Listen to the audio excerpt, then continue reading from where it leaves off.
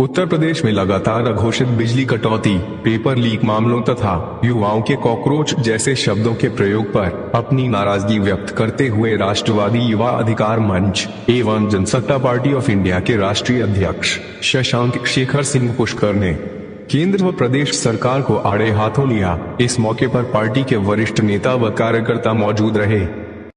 मैं शशांक शेखर सिंह पुष्कर, राष्ट्रीय अध्यक्ष राष्ट्रवादी युवा अधिकार मंच एवं जनसत्ता पार्टी ऑफ इंडिया। जैसा कि आप सभी लोग जानते हैं कि विगत 15 वर्षों में छात्रों, नौजवानों, बेरोजगारों की बुनियादी सवालों को लेकर के राष्ट्रवादी युवा अधिकार मंच के बैनर तले एक बृहद रूपरेखा तैयार करके हम लोग नौजवानों को जागरूक करने का कार्य कर रहे थे। वर्तमान परिदृश्य में आप देखेंगे कि नौजवानों को भ्रमित करने का, गुमराह करने का एक पुनः कुत्सित प्रयास किया जा रहा है। इस देश का नौजवान भारत का भविष्य है, भारत की नींव है। बजाय उसके आज के वर्तमान युवाओं को पता नहीं किस साजिश और किस षड्यंत्र के माध्यम से आज युवाओं के अंदर एक भावना जागृति हुई है कि युवा अपने आप को काकरोच मानने के लिए बाध्य हो गया है, जो बहुत ही दुर्भाग्यपूर्ण विषय है।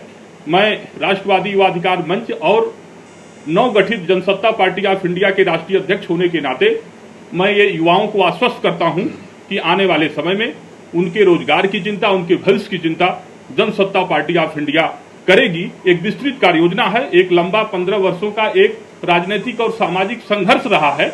उस राजनीतिक और सामाजिक संघर्ष को देखते हुए मैं ये आश्वस्त कर सकता हूं कि देश और प्रदेश में युवाओं की मात्र एक आवाज जनसत्ता पार्टी ऑफ इंडिया बनेगी।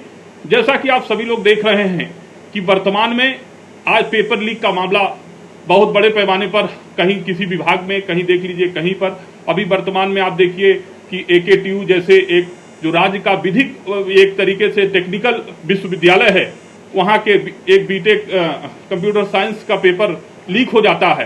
तो तमाम इस तरीके की दुर्व्यवस्थाएं जिसमें सरकार पूर्ण रूप से विफल हुई है। हम जनता की बुनियादी सवालों को लेकर के, जनता की समस्याओं को लेकर के लगातार हम उनको जागरूक करते रहे हैं। उनके बुनियादी सवालों को सरकार तक पहुंचाने का काम जिम्मेदारी पूर्वक और सकारात्मक रूप से हम करते रहे हैं। मेरी ये नैतिक जिम्मेदारी है। वर्तमान में अघोषित बिजली कटौती है, पर्चे लीक हो रहे हैं, नीट की परीक्षाओं के में पर्चे लीक होने की वजह से छात्र आत्महत्या कर रहे हैं, जो दुर्भाग्यपूर्ण है।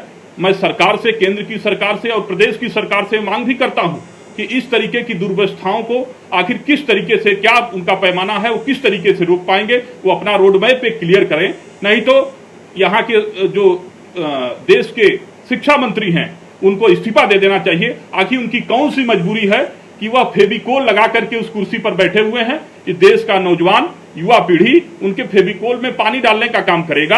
आने वाले समय में हम युवाओं को, जागरूक युवाओं को, जो वर्तमान का युवा है, उसको भ्रम और दिशाहीन होने के बजाय उसको एक मंच पर जुट कर एक राजनीतिक विकल्प के रूप में चाहूंगा कि वो अपने को काकरोच न मानते हुए यह भ्रष्ट काकरोच रूपी सिस्टम को उखाड़ फेंकने का काम करें। धन्यवाद।